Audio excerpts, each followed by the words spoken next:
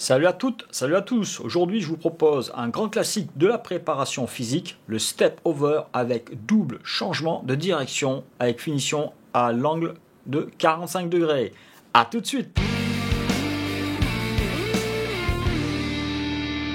Vous pouvez travailler cet atelier avec 3 step over, 4 ou 5 selon vos envies. Vous pouvez aussi, et ce que je vous conseille, de le travailler en double athlète. Ça met toujours un peu de piment, 2 en même temps, et on voit qui arrive le premier. Ils adorent ça, et cela augmente l'intensité. Vous pouvez mettre 3 ou 4 ou 5 step over selon vos possibilités. Si vous n'avez pas de step over, vous pouvez remplacer par des petites haies ou des plots. Il est très important que l'athlète soit bien échauffé avant de commencer cet atelier pour éviter des blessures au niveau des quadriceps et les genoux. Sur cette première vidéo, vous pouvez apercevoir que l'athlète reste très bas au niveau du bassin et c'est ce qui est conseillé. Pourquoi? Pour les changements de direction, pour permettre une meilleure exploitation de la puissance et permettre déjà un changement d'angle plus rapide. On s'aperçoit aussi du travail important des bras et ce regard qui reste toujours haut pour avoir un aperçu périmétrique de l'environnement. Sur l'arrivée des plots, pour le changement d'angle, pensez encore une fois à rabaisser au maximum le niveau du bassin pour un changement plus rapide. Mettez bien en avant avec l'athlète lorsqu'il arrive sur le plot de bien descendre encore plus bas le bassin pour changer l'angle plus rapidement. Nous avons pour exemple 2 athlètes de haut niveau de l'équipe de France, Ludivine et Lilou, qui ont des styles différents. Malgré tout, vous pouvez remarquer qu'il reste des mouvements de base qui sont là très bien maîtrisés. Le travail des épaules, le travail de la tête, le travail du bassin et tout ce travail des membres inférieurs.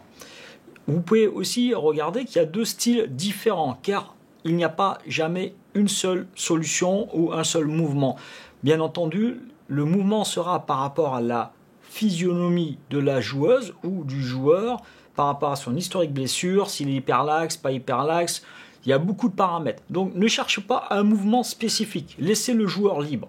L'élément qui est important, c'est vraiment ne pas chercher à blesser, surentraîner. Il existe néanmoins beaucoup de points communs. L'attaque du talon pour désaccélérer et chercher à abaisser le centre de gravité, donc le bassin va tomber. L'ouverture des genoux n'est pas la même, mais ce n'est pas gênant, chacun son style. Et après, il y a une réattaque. Un peu plus sur l'extérieur sur Lilou, un peu moins sur Ludivine. Attention, ce sont aussi des profils différents en match, car ce ne sont pas les mêmes positions.